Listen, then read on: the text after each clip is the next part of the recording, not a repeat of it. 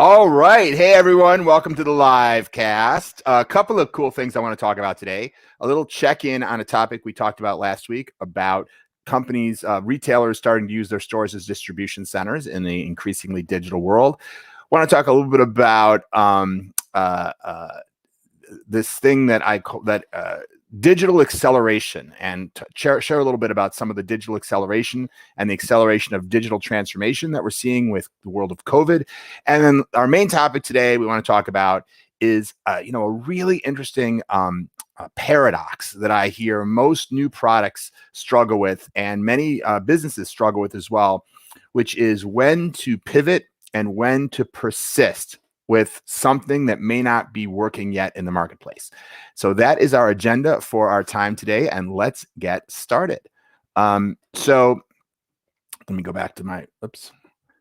On the topic of, we've talked here, wait, I want to put up a slide here. We've been talking for, thank you. We've been talking for a few sessions briefly when we talked about digital transformation in the news, about announcements from different retailers about using their stores as distribution centers. We talked about at Best Buy and several others where in a world where there's somewhat less retail traffic and increased e-commerce, not only are they using their stores as very important buy online, pick up in the store, or buy online, pick up curbside. And we talked in a prior live cast about how Best Buy is saying that more than 50% of their revenue is now coming through e-commerce, a huge portion of which are people who are actually picking up in the store. But we're seeing that more and more stores are now also starting to use their network of retail locations as distribution centers so that they can get orders which are meant to be shipped to the home to customers even faster. And I'm sure that's of multiple benefits, but no doubt a part of it is to compete with Amazon. So in that theme, Apple has recently announced that they're going to be doing more or less the same thing as Best Buy. And a report from Bloomberg indicated that they are converting 300 of their stores to also serve as distribution centers. And all that simply means is if you order your next iPhone, instead of getting shipped from Cupertino or from China or wherever it might be shipped to you, it might actually be shipped to you from your local Apple store. Or maybe if you order something obscure that isn't widely available, it might be shipped to you from some Apple store across the country. But it gives them an opportunity to leverage their inventory in their stores, as well as to hopefully get things to you even faster and at lower cost by actually having them shipped from closer locations. So that's just a continuing trend that we're seeing. And I just thought I'd pick up on that again with this most recent Apple announcement, since we've been hearing more about it. And probably fits into the larger theme of digital acceleration. And, to me, digital acceleration simply means we've been living in an era of rapid change for the last couple decades. I mean, it's hard to believe that the first iPhone came out, I think it's something like 14 years ago now. So imagine a world of no iPhones. And the first iPhone didn't even support apps. It took like 2 years before you could actually download an app, that wasn't from Apple to your iPhone. So this world that we've been living in this last decade or so, it's been completely transformed by mobility and by the cloud and by AI and machine learning and so many other technologies that may have been present in the decade prior, but weren't at scale and now are. And it's been completely transformational. And it seems every year that the speed getting faster and faster, right? That's what acceleration, right, is. I remember from high school physics, acceleration is the speed of increase in speed, right? The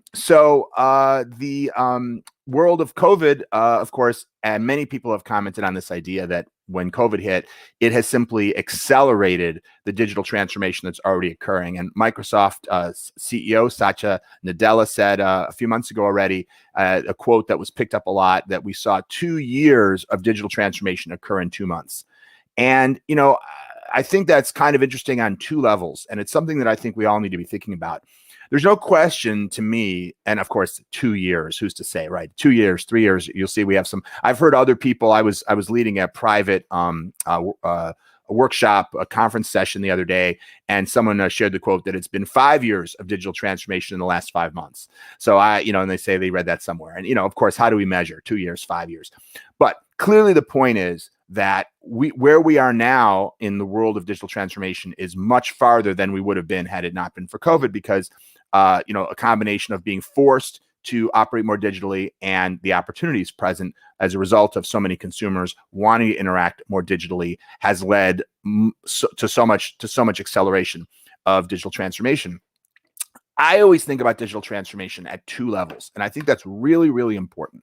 There's the digital transformation in the world, the rate at which our customers are changing their behaviors to become more and more and more digitally centric. And there's no question. I know for me personally, I had never used Instacart before COVID. I'd heard about it. People talked about how awesome it was, but I live in the suburbs. I don't know. I just, we ordered groceries for delivery, but never used Instacart. And man, was it a revelation when COVID started, how important a tool like that was. And I'm never going back in terms of if I want something from CVS or Walgreens or BJ's or whatnot, I'm just going to order from Instacart. Why would I get in the car and go there? So I think that is an example where my behavior, even as somebody who's pretty digital, has, moved that many more steps in terms of even more digital adoption of a behavior that I was still engaged in, which was still somewhat analog, getting in the car, going to the store. And we see this, of course, across people in so many domains where they're now engaged in digital behavior that they weren't before, whether that's ordering food to their home from an app, or online banking to a greater degree than they maybe were doing before, telemedicine, remote learning, et cetera, et cetera. So clearly that's a major trend. That's the change in the world. And I think it's safe to say that while there are certain things we're going to want to go back to once COVID is over, so a lot of this stuff is going to stick. And this is accelerated change in the world. Then the next layer is, well, what about within your company? And a lot of digital transformation within a company is about re-envisioning, reimagining the customer experience, targeting what I call the digital customer, targeting the customer who has digital at the center of their lifestyle. How do you reimagine that experience and then make the changes necessary to the user interfaces, the technology systems, the business processes, the business models, all the components of your company to be able to deliver an outstanding experience for somebody who's living a digital lifestyle, which clearly might be quite different from delivering a great experience for somebody who isn't. And so just because the rate of digital transformation in the world is going at a certain speed, I'm sure many of us realize it doesn't necessarily automatically mean that the rate of the digital transformation in our own companies is speeding up. And you've probably heard me before use one of my favorite quotes from Jack Welch in the 80s at GE when he was turning that company around very successfully. He said, when the speed of change on the outside exceeds the speed of change on the inside, the end is near. And so for many companies today, the question that they need to be asking themselves is, are we speeding up our digital transformation as fast as the world and our customers are speeding up their desire and expectations around a digitally centric experience? There was a study that Twilio did, and of course, there's different things you can measure. I think they're measuring a lot employee use of digital as a communications tool, which clearly was one of the most, it was just their business, which is clearly one of the most obvious areas that was simply forced to speed up when nearly all employees were all of a sudden working from home. But what their study showed is that that COVID has accelerated companies' digital communication strategy by 6 years over the last few months. And that 96% of, and I guess this was done in the UK, of UK enterprise decision makers believe that the pandemic sped up their company's digital transformation, and 66% of these said it was by a great deal. That sounds so British. It was by a great deal, right? So anyway, how much is a great deal? I don't know. And you can see a few other things from Twilio's study. 77% said that COVID has increased their budget of digital transformation, and 36% said dramatically, and that many of the classic barriers to digital transformation, whether that was having a clear strategy, getting executive approval, reluctance to replace legacy software, has reduced. Although notice it's not reduced all the way; it's only reduced by 35%. So we still have resistance, but it's helped. It's reduced it, and that's what crises do, right? Crises sharpen our priorities and make us give up, at least at some level, our conflicts internally, because we all realize we face a common threat and we need to do something about it, and quickly. So this is what Twilio saw in terms of the companies that they studied. But I think the thing that I would encourage everyone to be asking about your own company is, how fast are we moving? Are we moving faster than we were before? And a lot of large companies, they were already moving slower than the world. They were already struggling to accelerate their own digital transformation to keep up with the pace of the world.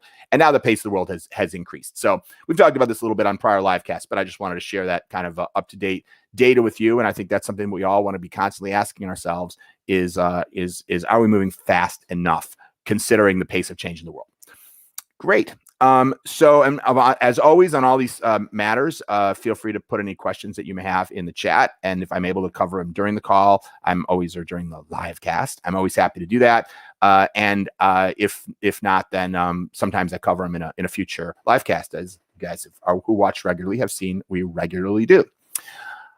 All right, so I want to now shift to what I'll consider to be our main topic of the day, which is an interesting paradox that I see companies and whether they're small startup companies or large companies launching new products. When you're launching something new in the marketplace, it can be sometimes challenging because it's not successful right away, right? It's easy to know what to do when something is instantly successful, right? Like do more, expand, grow, put money into marketing. Most new initiatives, most new products, most innovative ideas don't start that way. They don't start as an immediate overnight success. And sometimes it can take quite a while to get to be successful. And there's a lot of advice that has been given. You can find a lot of sources of advice about what to do in these types of challenging situations. And certainly one of the things, sorry, just finding my right slide here. One of the things that we see all the time, oh, my P is cut off, is that people say, you must persist, right? You must persist in your vision. Don't give up. Don't be discouraged. You must never give up, and you must always persist, right? Now, that can be tough to do when you're losing money or your stakeholders at your company are getting antsy because you're not hitting the numbers that were in the spreadsheet projections you gave them when you got funding. But one of the things that people say is those that are successful, they have a vision and they persist through obstacles to get to that vision. And I think that's great advice. But what's the other big piece of advice that we hear? The other advice is, well, you have to be agile. You have to be flexible. And what's the term we see coming out of, Silicon Valley and the tech world all the time? The pivot, right? If the customer's not liking what you're doing, you have to pivot. You have to change. You have to be agile. You have to find your path to success through adjusting and pivoting. And there's so many great examples of companies that have pivoted. One that I love, even though it's from years ago, is many people perhaps remember Flickr, which is now sort of not so big anymore, but one time was one of the earliest someone was like a predecessor to Instagram, right? It was an image sharing site and became hugely popular and was worth an enormous amount of money. Don't know exactly where they are these days, but that Flickr started out as an online role-playing game. And they were not super successful. They had some people playing the game, but one of the features of the game was that you could upload images. But it wasn't really the main part of the game. It was just something you could do as part of the game.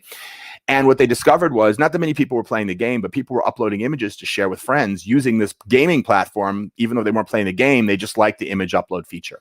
And so they realized the game wasn't that successful. The image uploads were successful, and they pivoted the whole business to stop being an online role-playing game. They cut out 90% of what the product did and just focused on using it as an image sharing platform. And that's kind of one of the classic examples of being agile and pivoting. So those are some things you can do. But the problem is, like so much of advice, that people give, it's first of all, it's very high level, but also it's quite contradictory, right? So you have a vision of a product that you want to bring to the market. The market's not yet adopting it. So am I supposed to persist? Am I supposed to be patient? Am I supposed to keep pushing that boulder up the hill, figuring if I just keep working at it, eventually I'll get there and I'll be successful? Or am I supposed to pivot, which is really another way of saying just change what you're doing? It's sort of not persisting, right? It's not giving up. That's true. But it's also not saying I have a vision, I'm going to persist with my vision. It's saying, well, maybe that didn't work out. We're going to do something different. We're going to possibly shift what we're doing. So you can't really follow these two pieces of advice at the same time. Not exactly. Maybe there's ways to blend them together, but at the highest level, they are contradictory. You have to decide, if I'm running a campaign and it's not working, do I keep running it to give it time? Or do I say, this campaign's not working, I'm going to kill it, I'm going to try it again? If you launch an app and nobody seems to be buying it, am I going to fundamentally keep pushing that app because I believe that if I persist long enough, it'll be successful?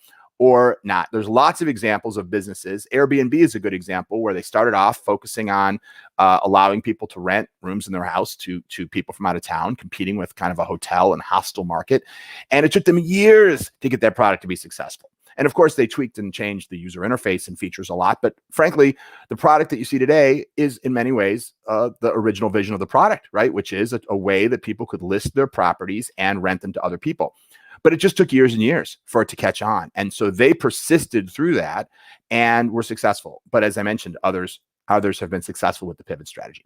So we were working on an article about this, and we talked about this briefly on a live cast we did a while back. It just came up. I think it was with Paul Muller, if I remember correctly. And it came up briefly, and we chatted about it, and we moved on to the next topic. But it got me thinking, there needs to be some guidance on this, how to know when to persist and when to pivot. And so we're working on an article, but I thought it'd be fun to share with you guys today the flow chart that we created for this article. And I put it into a slide. I don't know if you guys will be able to see this slide or not, which is this slide. Kaylin, do you think people can see this slide, or is this, I could do it another way. Is that visible? That's what's that? Good. I'm sorry, I didn't hear that. When you had it full screen, you could see it clearly. Okay. All right. Great. So this is meant to, and I realize it looks like a bit of an eye chart, but I'm just going to walk you through it real quick, and we'll make this available in one way or another. Probably not today because it's not in a forum. But so this is a rough draft. I used a Lucid Chart, which is just an online flow charting tool, and you can see that the arrows can probably be cleaned up. But essentially, what it's meant to do is be a tool to say, okay, I've got a product in the market, and it's not really taking off yet. What do I do? So if you see that thing there that says step 1, I don't know, is there a way for me to point and if people see what I'm pointing to? Not really, I guess not. All right, well, sorry about that. But if you start with step 1, do you have sales is the first question. So I'm just going to walk you through this in about 5 minutes. And so you could just understand the rationale here. So the first thing you want to answer is, do I have any sales? Has anyone bought this product? And, I suppose if it's not a product where you have direct sales of some sort, then you might say, well, do you have users? Do you have people using this product? So let's go down first and say, well, let's say no. Let's say, yeah, the market's not really taking off. In fact, there's really nobody buying this product right now. Well, then the next question you have to ask is, do you have awareness? Meaning the people who this product is targeted for, and I'm assuming you know who your audience is. And by the way, my book, Winning Digital Customers, goes into great detail on how to figure out who your market is for a product. So feel free to take a look at that. But, the first thing you want to ask is, well, if you don't have sales, do you have awareness? And if the answer is no, and pardon me, there's no, but if you go down from there, if you don't have awareness, then it's too soon to give up. You've got a product, you had a vision, you brought it to the marketplace. Nobody even knows about it. Of course, they're not buying it. Of course, you don't have users and customers. If the people are not aware of the product, you haven't really tried it.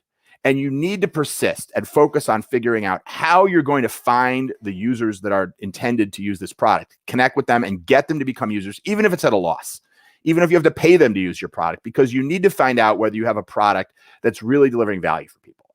So that's if you don't have awareness. But what if you do have awareness? What if you say, well, yeah, actually, we've been at conferences and trade shows, or we've demoed it, or we've done some advertising, and we know that a pretty good number of people, maybe not everybody, but a healthy number of people that are the intended audience for this product, they know about the product. But, well, since we said this is down the path of you don't have sales, no, but they're not buying it. So then the next question is, well, do you understand why people aren't buying? If you don't have any idea, you're like, yeah, I don't know. We keep showing product to people and they like, oh, that looks cool, but nobody buys it.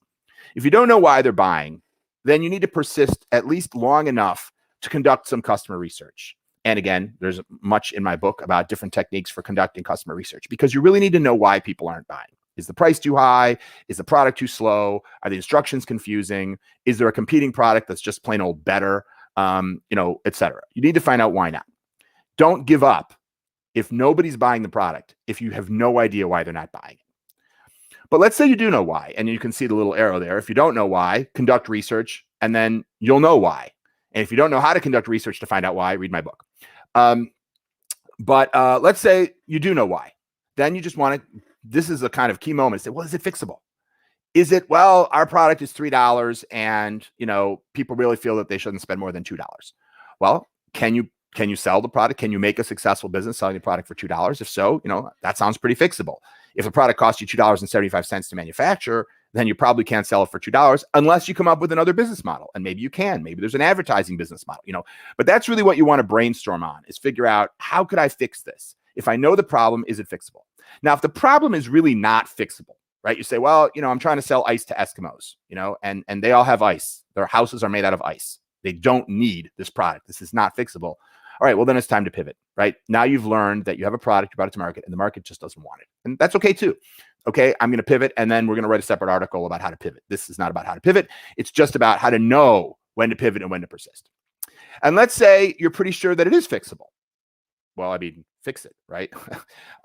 Or, this is really persist. I know it says pivot, but really we're saying here is pivot just enough to fix it. And that's really a form of persistence, really. I'm going to edit that. It's really persist, but just fix it, right? It's adjust the price. It's make the user interface cleaner or simpler, or add that missing feature that everybody is saying, if I'd only had that, I would buy the product. If you figured out what's wrong, what's broke, then you're going to fix it. And by the way, you still have to go back to step one, because you may think you understand the problem. You may fix it, and people still may not buy it. And then you got to go through this process again. But if you find a good solid reason why you think it's why people aren't buying, then before you give up, for crying out loud, fix it, and then see how that changes things. But there's also a middle option here, which is, well, I don't know if it's fixable. Maybe I understand the problem, but I'm not sure if I can solve it. People feel the product's confusing. Can I make it so that they're not confused? I can try, I don't know if I'll succeed. Okay. Well, if that's what happens, come up with some different ways of fixing it without spending a ton of money bringing it to market, prototype them, and test them with users in small groups, like in market research sessions, and see whether you fix the problem. Obviously, depending on the nature of the problem, the nature of the prototype might be different. If the problem is the product is too slow, you need to prototype. Can we use technology to speed it up? If the product is confusing, can we use design to make the interface simpler? And whatever it is. So that's what you want to do there. You don't want to give up if you're not sure if it's fixable before you've at least attempted to do some models or some mock-ups to see whether that's solvable. And of course, if after that you prototype it and you determine, okay, we tried, we failed, it's not fixable, well, then you know what to do. You need to pivot. And if you fixed it, then of course, if your prototypes show that you've identified a fix that will fix it, at least seems to be so from user testing, well, great. Now you're back to, okay, that one that we said really is persist. Just tweak the product enough, just enough. Don't go overboard. Just fix what's broken. And then go back to step one and try to go back to your customers and see if you can get sales. So that's kind of the we don't have sales flow. And then let me just look at the other one. So let's say you do have sales. You say, this product's not really successful in the marketplace. But I mean, some people are buying it. Some people are using it, but just not enough to be successful. Maybe not nearly enough. Well, the first question you want to ask are, do you have any raving fans? Meaning, okay, you have some customers, but do you have anybody who loves your product, who's committed to your product, for whom your product is making a huge difference in their lives, in their business, or whatever it is? Well, let's say yes. Let's say you have some raving fans. It's just not enough. You have three. Three businesses are using your product and they love it, but you can't find anybody else who wants it. And in order for your company to be viable, you need 50 customers. You need 100 customers. Well, then what you want to ask yourself is, are these raving fans what I call white elephants? Meaning it's only useful for language schools in the Cleveland area that are teaching Yugoslavian. And there are only 2 of them. And they have it already and they love it. But there's no other language schools teaching. I hope Yugoslavian is a language. If there's anyone listening who's from Yugoslavia and that's not actually the language you speak there, I apologize. But it's my example because it sounds obscure. There's probably not more than 2 schools in Cleveland that teach Yugoslavian, I'm guessing. Maybe I'll get a ton of mail and I'll be told, no, there's hundreds. I don't know. Anyway, so if that's the entire market, in other words, then let's go up. Let's say the answer is yeah. I have all the raving fans, which probably is not the case, by the way. But let's just say it were true. Well, then you want to ask yourself, can we find adjacencies? Is my product also useful for other language schools that don't just teach Yugoslavian? Is it useful for schools that teach Yugoslavian in places other than Cleveland?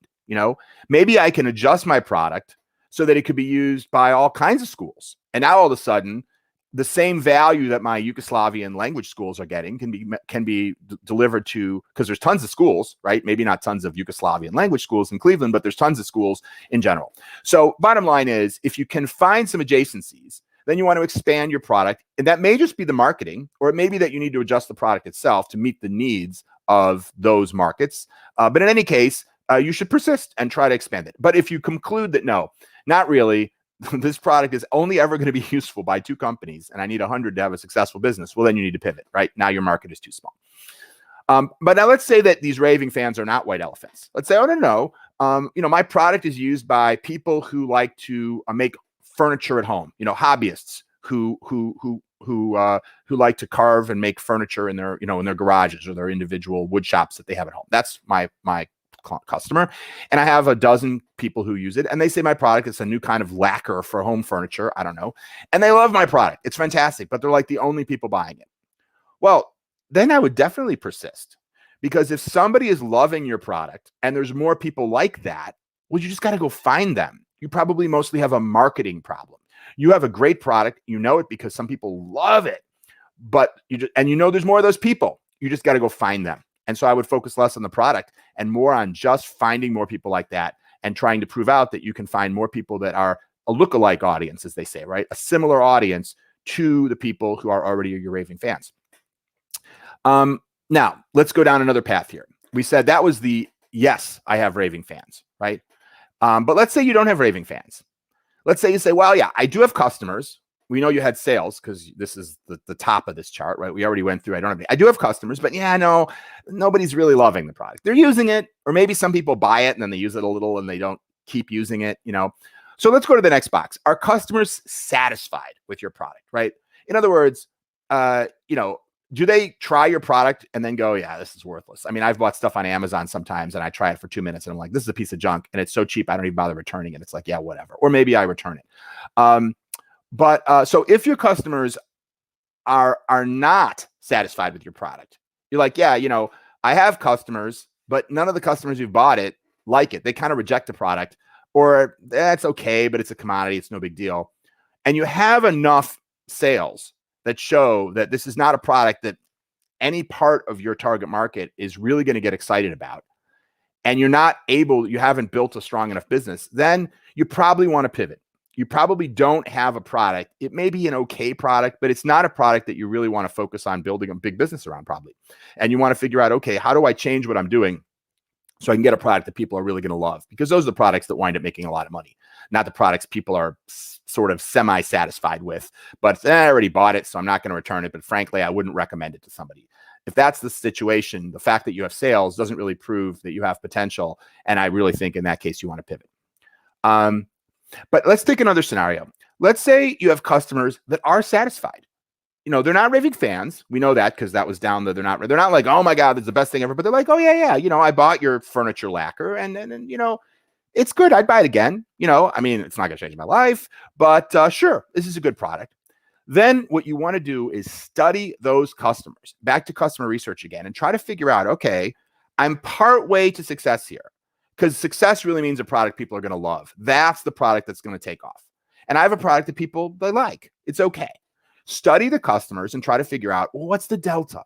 What do I need to do to take this product, from good to great, as they say, right? Where are they? It's working for them, but it takes too long to dry, or the can is too hard to open, or it's just a little too expensive, or it's a little too hard to get. They have to drive to a store far away to get it. If they could order it online, they'd be happier, or whatever it is. Try to study those customers and understand what parts they like, because you obviously don't want to throw out the baby with the bathwater, and what part just doesn't totally make them love it, or what points of pain do they have that maybe they're not even expecting your product to solve, but if it did solve, they'd be thrilled. If you said, yeah, this lacquer, you don't even need to use sandpaper. After you put it on, it's totally smooth. And they'd be like, what? Oh my God, I never heard of that. I don't have to sand things after I put this product on. That's amazing. Now I love your product. Now whether you can actually deliver a product like that, well, obviously that's for you to figure out. But the question here is just whether to persist or pivot. If you have a product that people are satisfied with, then what you should do is persist and try to figure out how to improve it further. And you can see how some of these persists still imply adjusting the product. Persist doesn't necessarily mean you don't make any changes. Pivot is like with Flickr. It's when you say, you know what, we're going to completely rethink what this business is. But persist should still always include a desire to continuously figure out how to make the product better. So that's my little flow chart. I think I've covered every box. Maybe more than you wanted, but I'm going to make this available probably in a cleaned up form. And it's just a little tool to kind of hopefully get past that ultimate conundrum of, holy cow, Richard Branson says you should always believe in your dream and persist forever. And, Elon Musk says, the key to success is to be able to consistently pivot and adjust based on what the market is telling you. And by the way, I made those things up. I don't know if those are the specific things. I'm guessing that they both have said both of these things, right? In different contexts and at different graduation speeches or whatever else. Because again, they're both the correct idea, But it's just that you have to figure out when to apply one piece of good advice and when to apply the other piece of good advice.